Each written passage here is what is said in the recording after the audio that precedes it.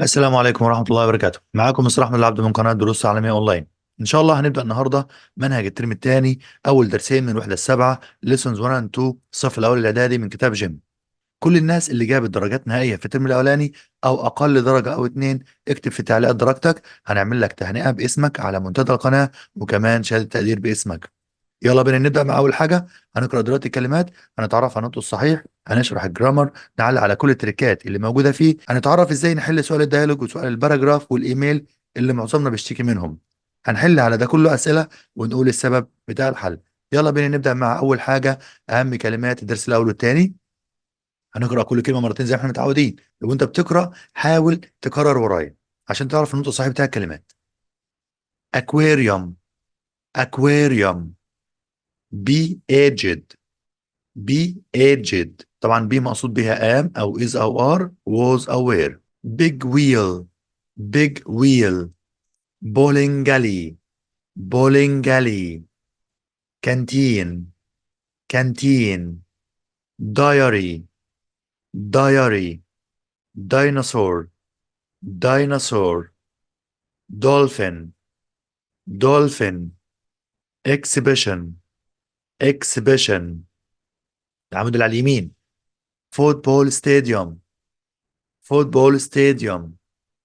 fun fair fun fair. museum museum. nervous nervous. planetarium planetarium. sports center sports center. statue. ما تقولش بقى statue، لا اسمها statue statue. swimming pool swimming pool. uniform uniform. ناخد مفردات إضافية. area area. beach ball beach ball. hope hope. quiet quiet. rally rally. shark shark. smiley face smiley face. whale whale. ناخد بقى سؤال سريع تشيك بوينت على أهم الكلمات اللي فاتت. 4 كلمات وثلاث جمل عايزين نكملهم من الكلمات اللي في الليستة اللي قدامنا. نمبر 1، we went to the museum and saw many there. رحنا المتحف وشفنا ايه كتير هناك. طبعا شفنا statue تماثيل. نمبر 2، my school not is a blue t-shirt and black trousers. البنطلون الاسود التيشيرت الازرق ده ايه خاص بالمدرسة؟ طبعا يونيفورم زي موحد. نمبر 3، my father is not tall. بابا الى حد ما طويل. طبعا هتبقى ايه letter او التالتة ديت نمبر 3 quiet. طبعا الاولانية اللي قبلها على طول دي معناها هادئ. عاوزين كده الى حد ما. تمام.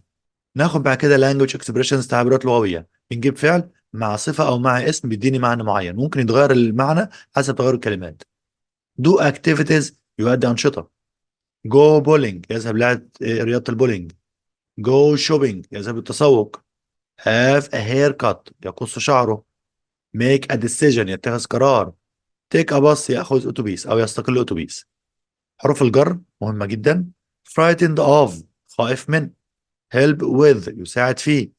move to ينتقل إلى. on my birthday في عيد ميلادي. ride on the big wheel أو go on the big wheel يركب العجلة الدوارة. decide to يقرر أن. ناخد التشيك بوينت التاني بقى، برضو 4 كلمات وثلاث جمل. هاني usually not a lot of activities at the weekend. هاني بيقوم بأنشطة كثيرة في الإيه في عطلة نهاية الأسبوع. يبقى هنا does لأن كلمة do بتيجي مع activity. Number 2، my little sister is frightened mice. يعني أختي الصغيرة خائفة من الفئران. يبقى هنا frightened of حرف الجر بيجي معاها. Number 3، she not shopping on Fridays. طبعا تذهب إلى التسوق يوم الجمعة يبقى she goes ديت number 3. ناخد بعد كده الأفعال غير منتظمة. buy bought bought الجي اتش هنا silent. find out found out found out. have أو has الماضي منهم had. learn learned أو learned واحدة فيهم. leave left teach taught taught الجي اتش هنا برضو silent. كلمة عكسها الوردز والopposite أو الأنتونيم المضاد بتاعها. exciting مثير، عكسها boring ممل. fantastic رائع، عكسها terrible فظيع. friendly ودود، عكسها unfriendly غير ودود. ناخد بعد كده language notes ملاحظات لغوية. أول حاجة but، ولكن تعبر عن التناقض، يعني بتربط بين جملتين بس متناقضين في المعنى. لما أقول مثلا I wanted to go to the fun fair، أنا عاوز أروح الملاهي. but my brother wanted to go to his favorite restaurant، لكن أخوي عايز يروح المطعم المفضل عنده. يبقى هنا برضه بتربط بين التناقض. so لذلك تعبر عن النتيجة. لما أقول مثلا I love my brother، أنا بحب أخويا. so we went to his favorite restaurant، لذلك بنروح إيه، أو إحنا ذهبنا إلى المطعم المفضل بتاعه. النقطة الثالثة was born أو were born ولد. my son was born in 2006، ابني اتولد سنة 2006. my cousins ولاد عمي were born اتولدوا in 2009 2009. معروف ان كلمة go يذهب من اجل بيجي وراها فعل في ing. غالبا تستخدم go مع الرياضات والانشطة التي تنتهي بايه ب ing، زي مثلا go bowling، go shopping، go swimming. مثلا I usually go bowling on Friday، انا عادة بروح بذهب الى رياضة البولينج يعني يوم الجمعة. My mother always goes shopping on Sunday، ماما دائما تذهب للتسوق يوم الأحد. ناخد بعد كده vocabulary builder. أول حاجة الwords والsynonyms، الكلمة والمرادف بتاعها. fantastic رائع بتساوي amazing مدهش. friendly ودود بتساوي kind عطوف أو طيب. بعد كده ناخد الsuffix اللي هي الحروف اللي بتيجي في آخر الكلمة.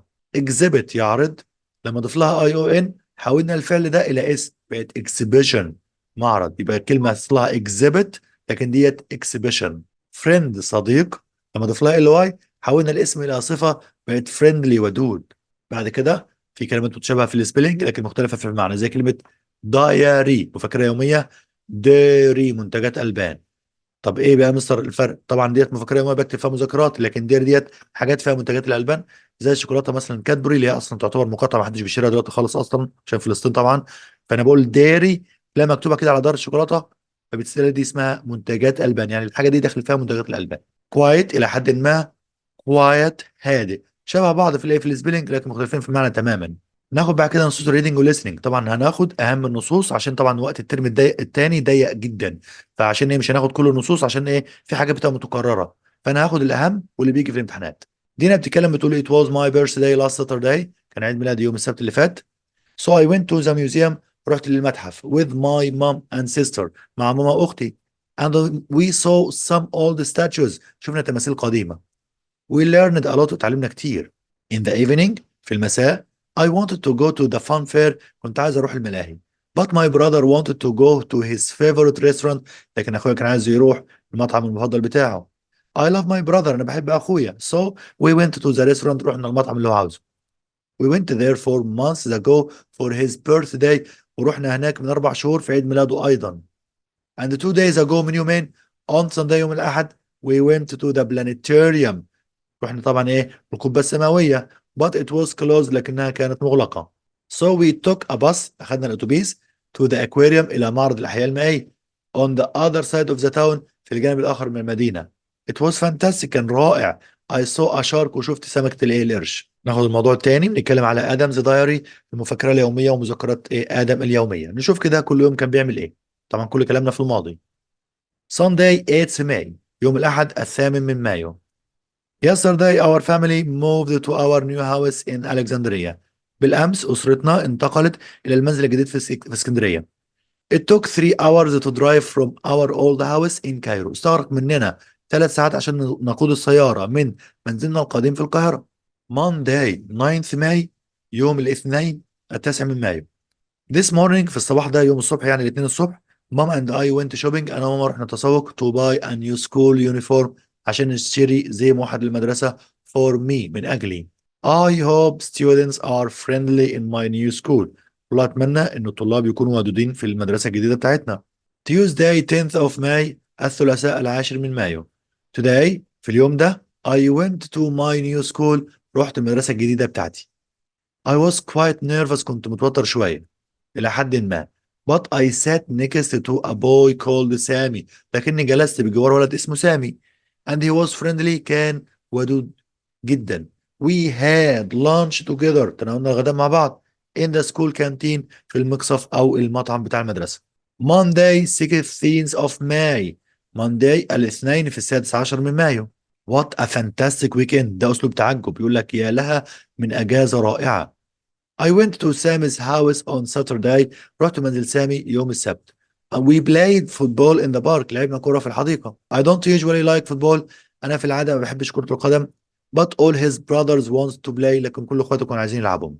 It was a lot of fun. كان في مرح كتير جدا. On Sunday يوم الأحد Mom helped me with my homework. ماما ساعدتني في الواجب. Then ثم Dad and I went to the sports center. بابا وأنا طبعا ذهبنا إلى مركز الرياضي. It's great. كان شيء عظيم. There is a really big swimming pool.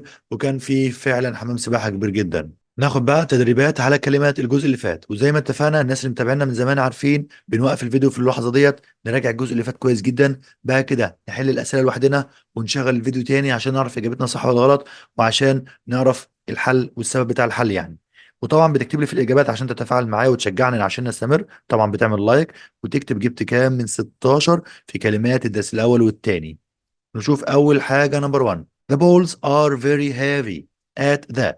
طبعا الكور بتبقى تقيلة جدا فين؟ طبعا في البولينج الي اللي هي رياضة البولينج. نمبر 2. I saw a note about dolphins. أنا شفت إيه عن الدلافين؟ طبعا I saw an exhibition اللي هو الإيه؟ معرض أو عرض. نمبر 3. We decided to play basketball at the sports. قررنا نلعب كرة سلة في السبورتس إيه؟ Sports Center. تمام لتر دي. نمبر 4. My sister حبيبة أختي حبيبة always helps my mother. دايما بتساعد ماما. The housework طبعا help ايه help with يساعد فيه. Number 5. Don't be you will find good friends in your new school. يعني ما تقلقش انت هتجد اصدقاء كويسين في مدرستك الجديدة. يبقى don't be nervous لا تتعصب ولا تتوتر. Number 6. They decided to move a bigger house next year. هم قرروا ينتقلوا إلى منزل أكبر العام الايه القادم. خلي بالك من move بيجي معاه حرف جر ايه move to ينتقل إلى. Number 7. Let's go on the big wheel. يعني يلا نركب الايه اللعبة بتاع العجلة الدورة اللي في الملاهي الكبيرة ديت. at the نقط طبعا at the fun fair في الملاهي. Number 8. We learned a lot about the earth and the moon. بنتعلم حاجات كتير عن الأرض والقمر at the فين؟ طبعا planetarium القبة السماوية. Number 9. It was great at the my team 1-2-0. كان شيء عظيم فين؟ لأن فريقنا فاز 2-0. طبعا at the football stadium استاد كرة القدم. تمام. Number 10. I write what happens to me every day in a. انا بكتب اللي بيحصل لي كل يوم في ايه؟ اوعى تتلخبط. طبعا ايه؟ diary. تمام مفكرة يومية لكن ديري منتجات البان. Number 11.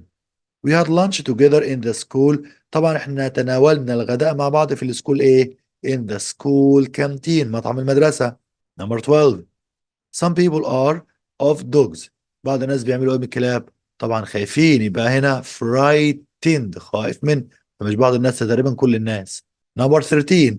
I didn't enjoy the film because it was. لم استمتع بالفيلم لانه كان ايه؟ طبعا لانه كان لو قلت exciting مثير amazing مذهل funny مضحك، انما terrible ممكن terrible يعني ايه؟ فظيع يعني سيء جدا. Number 14. Our neighbors are we like them a lot. جيراننا ايه احنا بنحبهم كتير قوي. يبقى جيراننا اكيد ناس طيبين يبقى friendly ودود. Number 15. We visited the and saw colorful fish swimming there. زرنا ايه وشفنا اسماك ملونة بتسبح هناك. يبقى احنا زرنا الاكواريوم معرض الحياة المائية. Number 16. ندى نوت 5 is frightened of the dark. خلي بالك بقى ندى اللي عمرها 5 سنين خائفة من الايه من الظلام. احنا قلناها في الايه كلمات اسمها aged التي تبلغ من العمر. يبقى الاطار دي تمام. ناخد بعد كده الجزء الخاص بالجرامر وبيرجع لي هنا على the past simple tense زمن الماضي البسيط، وخدناه الترم الاولاني وهنقوله تاني. الماضي البسيط بيعبر عن حدث تم في الماضي وانتهى، بدأ وانتهى في الماضي. بيكون الجملة بتاعته من فاعل واجيب بعدها تصريف التاني للفعل. مثلا she visited her uncle yesterday. هي زارت عمها بالأمس. I went to the museum last night. أنا ذهبت إلى المتحف الليلة الماضية. وطبعا في افعال منتظمه بنضيف لها دي او اي دي زي visited، وافعال غير منتظمه تحفظ كما هي زي كلمه went. لو عايز انفي جمله الماضي البسيط قلنا فاعل didn't زائد المصدر، احفظوها كده، فاعل didn't زائد المصدر. مثلا she didn't visit her uncle yesterday، هي لم تزور عمها بالامس. ولو هكون سؤال في الماضي عندنا نوع من الاسئله، سؤال اسمه yes or no او WH. yes or no اللي هو بيبدا بفعل مساعد، وطبعا عندنا did، يبقى هنا did فاعل مصدر، تاني did فاعل مصدر. مثلا did you go، شايف جاب جو ليه؟ عشان did موجودة. to the museum last night، هل هو ذهب إلى المتحف الليلة الماضية؟ لو هسأل بأداة استفهام نفس التكوين، بس بجيب قبل did بجيب أداة استفهام، بعدها did بجيب فاعل وفعل مصدر برضه. يبقى طول ما موجود did في السؤال أو النفي بنجيب مصدر. مثلا when did you go to the museum، متى ذهبت إلى المتحف؟ ممكن أقول لك I went to the museum last week، ذهبت الأسبوع الماضي. طب أجيب verb to be إزاي في الماضي؟ طبعا was aware. I he she it أو اسم مفرد تاخد was أو wasn't. you we زي أو اسم جمع تاخد were أو weren't. مثلا he was at the aquarium yesterday، هو كان في الايه في المعرض بتاع الحياة المائية بالامس. they weren't at the planetarium، هم لم يكونوا في القبة السماوية. لو هسأل بوز اور هجيب ووز اور في الاول ومعناها هل كان او هل كانوا. طبعا ووز مع هي وشي وإت او اسم مفرد، وير مع يو زي او اسم جمع. لما اقول مثلا was علي at school yesterday، هل علي كان في المدرسة امبارح؟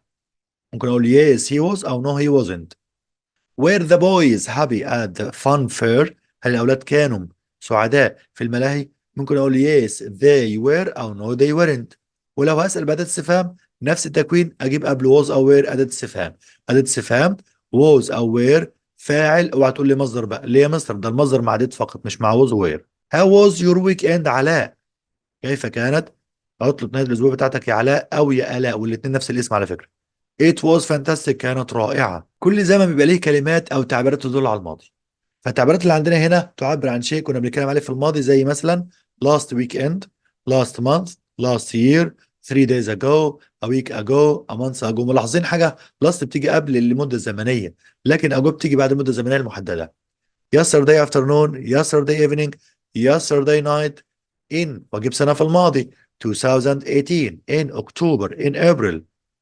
بستخدم بقى this morning مع زمن الماضي البسيط، بتنفع لما اكون مثلا أنا في الظهر او العصر او بالليل.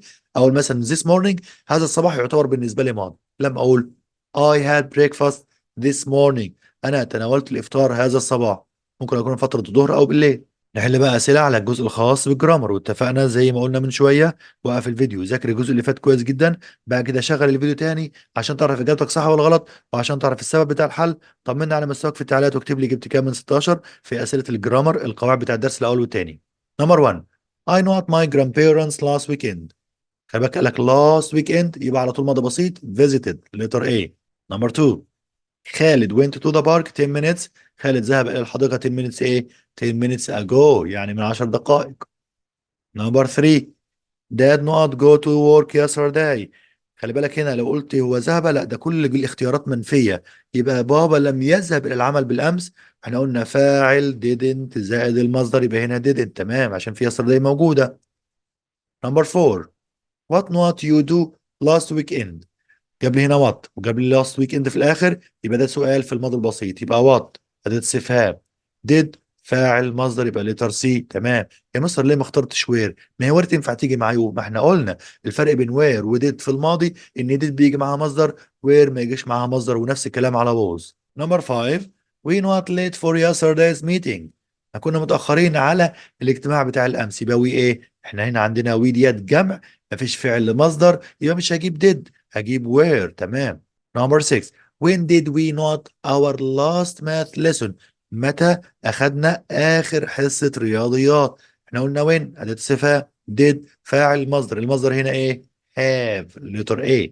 نمبر 7 they not the bus to the city last Sunday، هم أخذوا الأتوبيس إلى المدينة يوم الأحد الماضي. الأحد الماضي يعني ماضي بسيط، والماضي من كلمة take هتبقى took تمام. نمبر 18 Who did you not last night، من الذي رأيته الليلة الماضية؟ Who أداة استفهام، did فعل مساعد، you فاعل بعدها ايه؟ did فاعل مصدر، يبقى C letter A. نمبر 9 not he moved to a new city، وانتقل إلى مدينة جديدة، يبقى أنا بتكلم في ايه؟ ماضي بسيط تمام. طب اقول ووز في مصر، ما هي بتاخد ووز، هنرجع تاني نقول بدل فيه فعل مصدر يبقى ديد فعل مصدر يبقى ديد هي موف. نمبر 10. My uncle at the sports center this afternoon. قول هنا عمي يعني كان في المركز الرياضي هذا الايه، أو في فترة الظهيرة يعني. هتقول لي وير عشان was عشان ماي انكل مفرد، هقول لك فين الفعل الاساسي؟ مفيش، يبقى كلامك صح. طب نقول ديد، ما ينفعش يا مصر ديد، ليه؟ ديد عايزه فعل مصدر ومفيش هنا فعل مصدر. ناخد بعد كده سؤال كومبليت صح الكلمة اللي بين قوسين، طبعا ده سؤال جرامر. Did you give your uncle his jacket؟ احنا قلنا did فاعل ايه؟ did فاعل مصدر يبقى did you give. تمام. نمبر 2. I not be at home last night. ايه يا مستر بي؟ احنا ما خدناش بي قبل كده، احنا لسه قلناها من شويه على فكره. بي اللي هو الفعل المساعد verb to be في الماضي was او were، والاي هتاخد ايه؟ هتاخد was. نمبر 3. How did your last trip to الفيوم؟ كيف كانت رحلتك الأخيرة إلى الفيوم؟ طب يا مستر ما هو ديد صح عشان ده ماضي. طب انا اقول لك برضه بفكرك كل شويه افكرك عشان بتغلطوا فيها في الامتحان والله. ديد فاعل مصدر، مفيش مصدر يبقى ديد غلط، هجيب ايه؟ يا ووز يا وير. طب يور لاست تريب، تريب هنا مفرد يبقى ووز. نمبر 4. My father not lives in a village when he was 10. بابا كان عايش في القرية لما كان عنده 10 سنين، لما كان عنده 10 سنين يعني ماضي، يبقى هنا lived كان يعيش. نمبر 5. He didn't play tennis week. هو لم يلعب تنس، انا عايز اقول الاسبوع الماضي بايه؟ last week. تمام. نمبر 6. My last English lesson اخر حصة انجليزي was ago an hour. كده غلط، المفروض تبقى ايه؟ اجيب المدة الزمنية الاول وبعد كده كلمة ايه؟ ago. يبقى هنا an، خلي بالكم ما اسمهاش hour اسمها hour، يبقى an hour ايه؟ an hour ago. تمام. جايب لي هنا جزء خاص بالسكيلز المهارات السبيكنج التحدث، وحته جميله قوي السؤال والاجابه عن احداث في الماضي، امتى تسال وازاي تجاوب. لما اقول لك مثلا when did you have breakfast، متى تناولت الافطار؟ I had breakfast this morning. Where did you go last weekend؟ رحت فين العطلة الاسبوع الماضيه؟ I went to the museum، رحت المتحف. هنقراها بسرعه. When did you meet your best friend؟ قابلت افضل صديق لك امتى؟ I met my best friend 2 hours ago، من ساعتين. When was Dina's birthday؟ متى كان عيد ميلاد دينا؟ It was in October، كان في شهر اكتوبر. ناخد بعد كده سؤال دايلوج على الجزء اللي فات، واتفقنا لما اجي احل سؤال دايلوج بعمل ايه؟ فاكرين؟ الناس اللي كانت متابعانا من زمان عارفين اول خطوه بكتب خطوات تكوين السؤال على اليمين زي ما انا كاتب دلوقتي. ليه يا مستر؟ عشان اكون سؤال وتبقى قدامي على طول انا بكون. الخطوه الثانيه اقرا العنوان الخاص بالايه؟ بالدايلوج اللي عندي عشان افهم بيتكلم على ايه. الخطوه الثالثه اقرا الموضوع بالكامل من غير ما احل ولا كلمه. طب ليه يا مستر؟ عشان تعرف التفاصيل بتاع الموضوع. الخطوة الرابعة تقرأ تاني وتحل سؤال وإجابة، لأن أحيانا الأسئلة الأولانية بتبقى معتمدة على الكلام بعد كده. طارق asks نبيل about his weekend in أسوان. طارق يسأل نبيل على عطلة نهاية الأسبوع بتاعته اللي قضاها فين في أسوان. طارق بيقول له good morning، صباح الخير. how was your weekend؟ كيف كانت عطلة نهاية الأسبوع بتاعتك؟ نبيل قال له good morning، صباح الخير، ورد عليه رد معين وبدأ يسأله. لو كان قال ان هي اجازه وحشه او عطله نهايه اسبوع وحشه ما كانش يتكلم عن الحاجات ديت، فيفضل طبعا اقول ان هي كانت اجازه كويسه عظيمه وهكذا. It was great، ممكن اقول له it was wonderful، دي كلها تنفع. طارق سأله سؤال فنبيل رد عليه قال له I spent it in أسوان، أنا قضيت الأجازة في أسوان. كون سؤال معايا واحدة واحدة وركز وأنت بتحل بقى. أول حاجة بكتب أداة استفهام. طب أنا هسأل هنا على إيه؟ هسأل على المكان، وحتة مهمة قوي لما تسأل على حاجة تعمل إيه؟ برافو تشطبها. هشطب هنا إيه؟ هشطب المكان اللي هو كلمة أسوان وخد معاها حرف الجر الخاص بيها.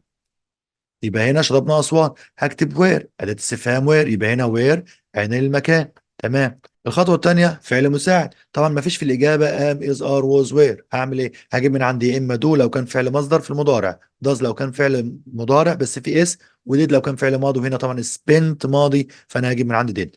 يبقى هنا وير ديد الفاعل رقم 3 أول الكلام اللي هو إيه؟ اي تحول إلى يو. تمام. الخطوة الرابعة فعل أساسي. يا مصر هو فين الفعل الأساسي؟ اللي أنت كنت عايز تجيب الفعل المساعد وبصيت له اللي هو كلمة سبند، بس أنا برجعها لأصلها في المضارع اللي هو إيه؟ برافو. الناس اللي حافظة تصريفات أفعال هيفيدها الموضوع ده كتير جدا. يبقى سبند. رقم 5 التكملة إيه اللي ما كتبتوش؟ إيه، يبقى هنا where did you spend it؟ بعد كده طارق قال له how was the weather there؟ الطقس هناك كان عامل ايه؟ طبعا انت بتتكلم على اسوان يبقى الطقس بيبقى جميل، فممكن اقول ايه؟ it was nice، كان الجو جميل ولطيف. بعد كده طارق سأل سؤال رد عليه نبيل قال له I ate fish and rice، انا اكلت سمك ورز. انت هتسأل على الاكل اللي هو اكله، فبالتالي هتشرب اللي بتسأل عليه اللي هو ايه. برافو عليكم، فيش اند رايس. تمام. بعد كده بكتب اداة استفهام اللي هي المناسبة. طبعا هسأل بوات. تمام. يبقى ده اول حاجة عند وات. تاني حاجة الفعل المساعد اللي هو ام از ار ووز وير لو كان موجودين. مفيش، هستعين بايه؟ بدو او داز وديد زي ما قلنا من شويه. هجيب ديد عشان كلمه ات ماضي، يبقى ودد. رقم ثلاثة فعل او كلام هيبقى يو. رقم أربعة الفعل الأساسي هيبقى ايت لأن بجيب المصدر من الفعل اللي عندي. ورقم خمسة التكملة، تقول مثلا ظرف زمان زي كلمة أو ظرف مكان زي كلمة there. يبقى هنا what did you eat there؟ ماذا أكلت هناك؟ بعد كده طارق قال له did you enjoy your weekend؟ هل أنت استمتعت بعطلة نهاية الأسبوع ديت؟ بعد ده كله ما استمتعش اكيد طبعا، فيقول له ايه؟ الاجابه المشهوره بتاعتنا yes I did. تمام. يبقى انت وانت بتجاوب طبق خطوات تكوين السؤال اللي قلت لك عليها ديت، هتلاقي الموضوع بالنسبه لك بسيط جدا جدا. ولو كان عندك مشكله اعتقد المشكله دلوقتي اتحلت خلاص. تمام. يبقى هنا yes I did. بعد كده ناخد النقطة التانية في المهارات. write it right، اكتب بطريقة صحيحة. how to write about your weekend، ازاي تكتب عن عطلة نهاية الأسبوع بتاعتك. ودايما يجيب لي الجيم بيجيب لي على اليمين كده بعض النصائح. ان المرة دي يقول لك ايه؟ بيفكرك استخدم الحروف الكبيرة اللي هي الكابيتال مع بداية الجملة، اسماء الاشخاص، وضمير اي في اي مكان في الجملة بمعنى انا، والاماكن الشهيرة. لو هكتب عن الموضوع ده اكتب ازاي؟ last weekend I went to، تجيب اسم المكان. I went with رحت مع مين، وwent by رحنا ازاي. اي ايه الحاجات اللي عملتها هناك؟ ممكن تكتب حاجات كتير قوي في النقطه ديت. ماي فازر بابا عمل ايه. وي ونت باك هوم رجعنا الساعه كام. وي هاد اور ان تايم، وطبعا هتقول الوقت اللي انت قضيته تجيب صفه كويسه ليه. وي هاد ا جريت تايم، وندرفول تايم، نايس تايم، ده كله ينفع. والموضوع جاهز اهوت. اقراه، خد منه افكار، واكتب باسلوبك انت، وسيب مسافه بين الكلمات، واول حرف من جمله كابيتال، اخر جمله في فول ستوب. ما تغلطش في السبيلنج والجرامر، وما تشطبش عشان ده كله عليه درجات. واكتب الموضوع بنفسك اهوت. A place you visit last weekend، مكان زرته الاسبوع اللي فات. ناخد بعد كده test yourself on lessons 1 and 2. اول سؤال طبعا عندنا استمع، وقلنا قبل كده بتقرا الاسئله باختياراتها في الاستماع قبل ما تسمع اي حاجه من المصدر اللي بيجي لك في الامتحان. ليه؟ عشان اعرف التفاصيل بتاع الموضوع. بعد كده ابدا اسمع واحل اول باول. طبعا نص الاستماع موجود في اخر الكتاب. هسيب لك السؤال ده بقى عشان ايه؟ الوقت ما بقاش كتير جدا في الفيديو. ناخد بعد كده سؤال الديالوج. طبعا اتفقنا بنكتب الاول خطوات تكوين السؤال على اليمين زي ما انا عامل لك هنا. تاني حاجه نكتب او نقرا العنوان بتاع المحادثه عشان نعرف بتتكلم على ايه. الخطوه الثالثه اقرا الديالوج كله بالكامل عشان اعرف التفاصيل، لان احيانا بتبقى فيه اجابات معتمده على الكلام الموجود تحت. الخطوه الرابعه اقراه كمان مره وابدا احل سؤال واجابه. ايمن بيقول هنا لسهى، ايمن اند سهى ار توكينج اباوت ذا ويك اند، بيتكلموا عن عطله نهايه الاسبوع. ايمن بيقول لسهى what did you do at the last weekend؟ انت عملت ايه في عطلة نهاية الاسبوع؟ طبعا هنا هترد عليه تقول له اجابة معينة. طبعا من قراءتك لبقية الموضوع هتجد ان هي راحت الايه؟ الملاهي. فممكن تقول ايه؟ I went to the fun fair. ايمن سألها سؤال، سؤال قالت له I loved the big wheel most. انا عجبتني طبعا ايه؟ العجلة الدوارة اكتر حاجة. اكيد طبعا هيسألها يقول لها ايه طبعا اللي انت عجبك اكتر حاجة عجبتك في الملاهي. فممكن نقولها ازاي؟ هنسأل هنا بقى زي ما قلنا في خطوات تكوين السؤال. اللي هسأل عليه هشطب اللي هو ايه؟ ذا بيج ويل. تمام. طب أبدأ سؤالي هسأل طبعا بكلمة وات. تمام، برافو عليكم. كتبت أول حاجة هنا وات. بعد كده الفعل المساعد مفيش عندي ولا ام ولا از ولا ولا وز ولا وير ولا اي حاجه خالص من الافعال الناقصه، ويل وكان والكلام ده كله. هعمل ايه؟ هجيب من عندي يا دو يا داز يا ديد. طبعا هجيب ديد يا مستر عشان هنا بيقول لي لافض. الفاعل اول كلام اي تحول الى يو. الفعل الاساسي لاف. تمام. بعد كده التكمله موست. يا مستر انت قلت ليه لاف؟ فاحنا بنشيل بقى الدي منها ونجيب مصدر عشان بعد ديد زي ما قلنا في الشرح بتاع القاعده. ايمن بيقول لسهى هاو ديد يو جو there؟ طب انت رحت هناك ازاي؟ طبعا في اكتر من وسيله تنفع. اسهل حاجه ممكن تقول رحت مثلا بالاتوبيس، رحت بالايه بالتاكسي. يبقى اي وينت باي مثلا. اي وينت باي ايه؟ باي باص. يبقى انا رحت بايه؟ رحت بالاتوبيس. او مثلا اي وينت ويز ماي باي ماي فازرز كار، مثلا رحت بعربيه بابا. ده كله ينفع. بعد كده ايمن سال سهى، قالت له ذا تيكت از 20 باوندز، التذكره ب 20 جنيه. انا هسال على السعر بتاع التذكره. تمام. يبقى انا هشطب السعر اللي هو ايه؟ اللي هو 20 باوندز. عود نفسك على كده، كل ما بتسال على حاجه تشطبها عشان ما تتلخبطش. هكتب ايه بقى؟ اداه الاستفهام. طبعا بسال على الثمن بهاو ماتش. تمام. رقم اتنين فعل مساعد موجود اي مصر موجود از. رقم ثلاثة الفاعل اللي هو كل ما قبل الفعل المساعد. يبقى هنا ايه؟ ذا تيكت.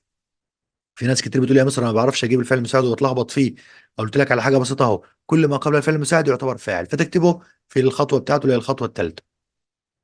بعد كده ايمن بيقول لها فانتاستيك، رائع. وات ديد يو دو ذير، عملت ايه هناك؟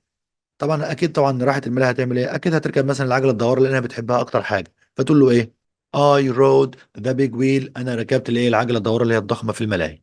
That's wonderful، ايمن قال لها ده رائع. احل اسئله تشوز. نمبر 1، ده not is a place، ده مكان where you can do sports indoor، ممكن نلعب فيه رياضه. خلي بالك بقى، اندور هنا يعني في مكان داخلي مش خارج، في مكان مفتوح يعني، دي معناها اندورز. طبعا المكان اللي هلعب فيه رياضه هيبقى ايه؟ طبعا هنا سبورت سنتر، المركز الرياضي. نمبر 2، بسمة سودا اوف رامسيس سكند، اللي هو رمسيس الثاني بنقولها كده، رامسيس سكند اوت اوف ذا ميوزيوم، طبعا خارج المتحف. يبقى هنا شافت التمثال بتاعه ستاتشو. تمام. نمبر 3، I usually feel not before taking a test. I'm usually worried. أنا عادة بشعر بإيه؟ قبل طبعا ما آخد الإيه؟ التيست، وعادة ببقى قلقانة. طبعا I usually feel بدل أنت قلقان يبقى nervous، يبقى هنا letter C. تمام. Number 4، she was tired after a long day at work. هي كانت إيه؟ كانت متعبة بعد إيه؟ يعني يوم طويل من العمل. يبقى هنا متعبة إلى حد ما، يبقى quiet إلى حد ما. اوعى تتلخبط وتجيب لي اللي قبلها، اسمها quiet اللي هي هادئ. نمبر 5، I decided to not bowling next week. انا قررت طبعا ان أنا اذهب الى الى رياضه البولينج الايه الاسبوع القادم. يبقى هنا جو. تمام، جو بولينج، قلنا جو بيجي وراها انشطه في اي ان جي. نمبر 6، students like to not activities together at school. التلاميذ بيحبوا يلعبوا او يعملوا انشطه مع بعض في المدرسه. طبعا activity بتاخد دو، يبقى لتر ايه. نمبر 7، which sport would you like to، ايه الرياضة اللي تحب ايه بقى؟ would you like to do، لان سبورت بتاخد دو. تمام. نمبر 7، عادل نوت his lessons yesterday. عادل ذاكر دروسه بالامس. بالامس يبقى ماضي، يبقى هنا studied letter B. نمبر 9، I a picnic in the public garden a week ago. انا طبعا قضيت اللي هي النزهه الخلويه بتاعتنا في الايه في الحديقه العامه من اسبوع مضى. في الماضي يبقى هذا على طول. تمام. نمبر 10، You go to the park yesterday. هل انت رحت الحديقة بالامس؟ يبقى هنا did you go، لان did فاعل مصدر. تمام. سؤال الجرامر صح، الكلمة اللي بين قوسين. نمبر 1، not was she finish her book yesterday. هنا was غلط، هتقول لي صح يا مصر عشان yesterday افكرك اني لازم إن عشان اجيب was ما اجيبش مصدر. طب جاب لي مصدر اجيب ايه؟ برافو، يبقى اجيب did. الناس مصحصحة. هنا did she finish. نمبر 2، they not was happy to see each other last weekend. هم كانوا سعداء. was طبعا مفرد، انا عايزها ايه؟ were جمع. ما اجيبش did عشان هنا ما فيش فعل مصدر. بيقول لك يجيب لك صفة، فانا بجيب was او were. نمبر 3، where where you go last Friday. جاب لي مصدر يبقى were غلط، هتبقى ايه؟ هتبقى did. يبقى where did you go، اين ذهبت. نمبر 4، My uncle bought a new car tomorrow. ازاي tomorrow؟ عمي اشترى سيارة غدا. لا، اشترى سيارة بالايه؟ بالامس، فاقول ايه؟ yesterday. تمام. يبقى yesterday من الكلمات اللي بتدل على الماضي البسيط. بعد كده اخر سؤال عندنا النهارده، اكتب باراجراف 80 كلمة عن ايه يور لاست ويكند، واتكلمنا عليه من شوية. احنا كده وصلنا لاخر حلقة النهارده. لو عجبك الفيديو ما تنساش تعمل لايك للفيديو وتشترك في القناة وتفعل الجرس عشان توصلك الفيديوهات القادمة ان شاء الله. كان معكم مستر احمد العبد من قناة دروس تعليمية اونلاين. السلام عليكم ورحمة الله وبركاته.